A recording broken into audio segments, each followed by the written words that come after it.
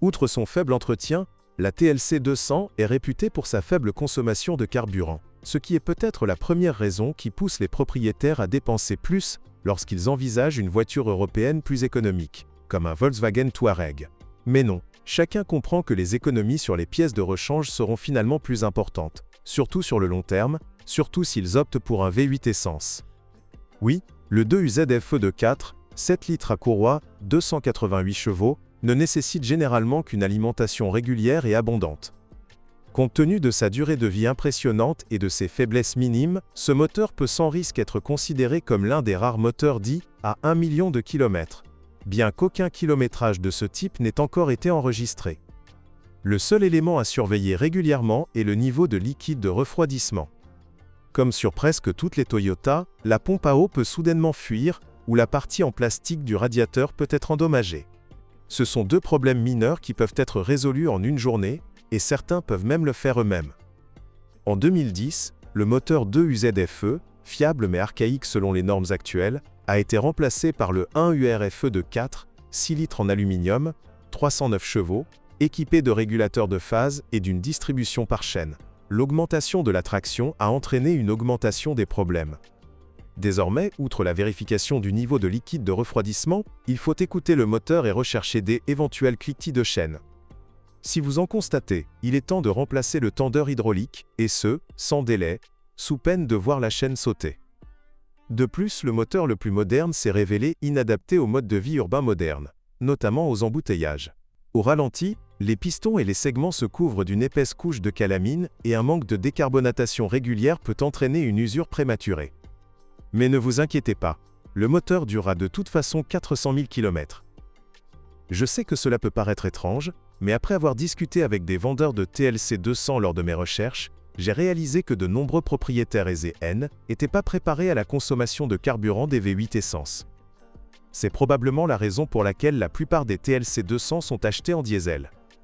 Le V8 de 4, 5 litres, 1 VDF-TV, 235 chevaux, est moins gourmand en carburant grâce à son meilleur rendement, mais il récupère volontiers les économies de carburant lors des entretiens et réparations, qui seront probablement nécessaires sur une longue période d'utilisation. Comme on pouvait s'y attendre, les statistiques de panne du Land Cruiser 200 diesel étaient faussées par le turbocompresseur, ou plus précisément, par les deux turbocompresseurs. Bien que gourmand en ressources et capable d'assurer 250 000 km, les ingénieurs ont par inadvertance placé les unités de commande près de la garniture d'aile avant droite, où la saleté et les produits chimiques détruisent systématiquement les contacts. La suite ressemble à un film d'horreur. L'un des turbocompresseurs tombe en panne à un moment donné, le tableau de bord s'illumine d'un affichage « Sapin de Noël », dû à un mélange d'erreurs de calculateur, la voiture perd la moitié de sa puissance, et le propriétaire rédige un article intitulé « Le Land Cruiser n'est plus ce qu'il était », contenant probablement des propos obscènes. Selon elle, étendue des dégâts, le coût de réparation de ce point faible variera. Rétablir le contact est une chose, mais si des esprits maléfiques ont pris possession de l'ECU, c'en est une autre. Par conséquent, les propriétaires avertis tentent d'éviter le problème en installant une protection non autorisée ou en déplaçant les ECU vers un emplacement plus adapté à elle, électronique, sous le capot. Si vous ignorez les fuites de joints toriques d'injecteurs, vous n'aurez probablement pas besoin de modifier le système d'alimentation si vous utilisez du diesel de qualité relativement élevée. Cela est dû en grande partie à la limitation logicielle. De plus, le Toyota Land Cruiser 200 diesel russe est tellement limité qu'après un réglage précis, le V8 gagne environ 25% de couple, ce qui est très perceptible à l'accélération. Il est également judicieux de désactiver le système EGR, qui encrasse le système d'admission avec de la suie mortelle. La durée de vie du groupe piston diesel ne fait aucun doute. Il peut supporter 2 remplacements de pistons 100S, étouffés. Ce n'est pas suffisant. Mais ils sont tous fiables. L'indestructibilité de la TLC 200 repose sur sa transmission. Les 200 000 premiers kilomètres de la transmission automatique et de ses différentes boîtes de vitesse seront un jeu d'enfant, à condition de vidanger régulièrement l'huile là où elle est censée se trouver et là où le constructeur le recommande. La boîte de transfert, le différentiel avant et l'essieu arrière sont tous des éléments évidents. Ils figurent sur la liste des remplacements programmés. Cependant, la transmission automatique hydromécanique de l'AB60F nécessite un entretien à votre discrétion. Si vous ne changez pas l'huile de transmission automatique, des débris d'usure naturelle peuvent obstruer le corps de soupape avant 200 000 km. Par conséquent, Les recommandations du constructeur visent davantage le profit que la préservation d'une impression positive durable du propriétaire de ce SUV légendaire.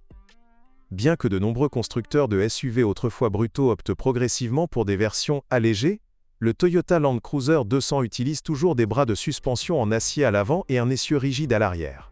Rien à craindre. Les premiers remplacements ne sont généralement nécessaires qu'à 150 000 km, lorsque les bagues de stabilisation finissent par s'user. Après 50 000 km supplémentaires, les bagues de bras de suspension se fissurent, mais en raison de la tenue de route déjà spongieuse, le propriétaire ne s'en apercevra probablement qu'à environ 300 000 km, lorsque les premiers cognements et claquements apparaissent. Énorme. Cependant, ce type de faible entretien nécessite une certaine attention. Le système de désactivation/activation de la barre anti-roulis KDSS est hydraulique.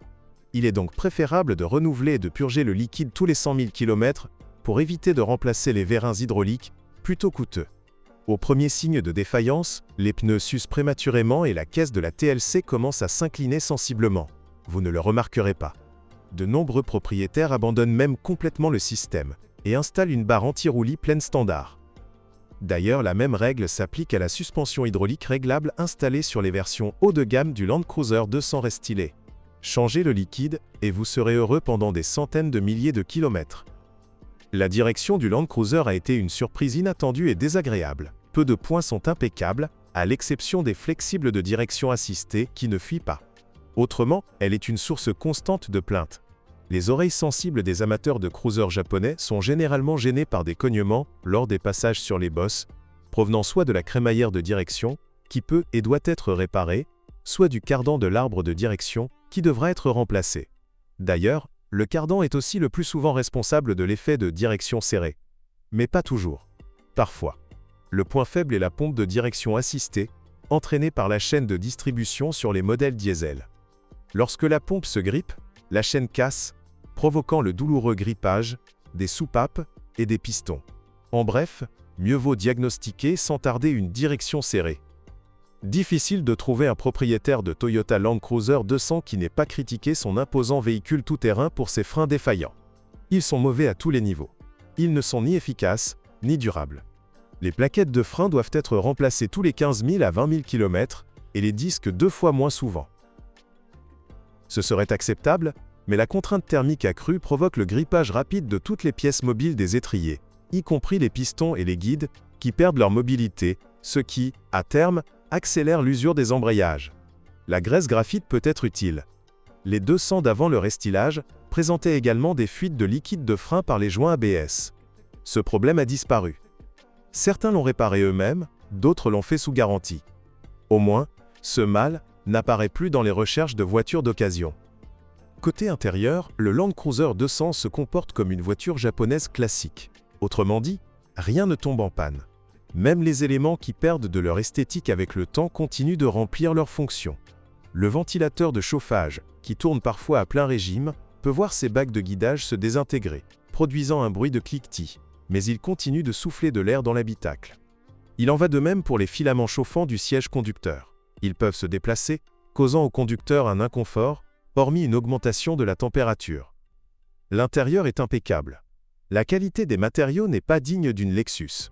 Mais après les 100 000 premiers kilomètres, l'intérieur de la 200 paraît impeccable, voire neuf. D'un côté, il est appréciable qu'une voiture conserve son aspect d'origine. De l'autre, les Land Cruiser fabriqués avant 2015 n'enregistrent le kilométrage que sur le tableau de bord. Cela signifie que le recul du compteur kilométrique peut être détecté électroniquement, à moins que le correcteur n'ait effacé les erreurs, et l'évaluation des signes indirects est difficile en raison de sa faible sensibilité à l'usure. La seule façon d'être le plus précis est d'inspecter les véhicules dont le kilométrage réel est connu. Comparé. Après le restylage de 2015, la 200 a été dotée d'un enregistreur de données embarqué, VCH, qui enregistre de nombreux événements, comme l'activation de l'ABS, les rétrogradations forcées, etc., ainsi que l'heure et le kilométrage. Cela permet non seulement de calculer le kilométrage réel, mais aussi de comprendre le style de conduite du propriétaire. Le VCH n'a pas encore été mis à jour pour permettre la modification du kilométrage. La carrosserie du Toyota Land Cruiser 200 est quasiment impeccable. Le seul point qui inquiète les propriétaires est le châssis, qui se corrode. Ce n'est pas un problème grave, mais beaucoup de gens effectuent des traitements supplémentaires. Je ne recommande toutefois de protéger qu'une seule zone de la rouille, la plaque VIN derrière la roue avant droite. Je pense que la question de savoir si le TLC 200, leader du marché des grands SUV, vaut la peine d'être acheté n'est pas tout à fait pertinente, car toutes les finitions et tous les choix de motorisation ne poseront pas de problème majeur avec un entretien approprié. Si vous prévoyez de conserver la voiture longtemps et souhaitez un minimum de tracas, mieux vaut envisager une version essence. Dommage qu'il n'y en ait pas beaucoup sur le marché de l'occasion. Il est important de se rappeler que les bons exemplaires sur les places de marché en ligne affichent généralement des prix gonflés, et même hors de prix, ils ne restent pas en vente plus de 3 jours. Les modèles européens comme le Touareg ne peuvent qu'envier une telle liquidité. Les Land Cruiser qui stagnent au plus bas du marché pendant des semaines sont, dans 99% des cas, mauvais. Les baisses de kilométrage et les problèmes mécaniques sont les principales raisons pour lesquelles les TLC sont rejetés. Il est intéressant de noter que les voitures accidentées sont rares. Pour résumer, rappelons que la liste des faiblesses du Toyota Land Cruiser s'est allongée avec le passage à la 6e génération. La série Descent est désormais difficile à comparer à son prédécesseur en termes de durabilité, mais le Land Cruiser reste un Land Cruiser, sans équivalent dans sa catégorie, et il est peu probable qu'il y en ait un de sitôt.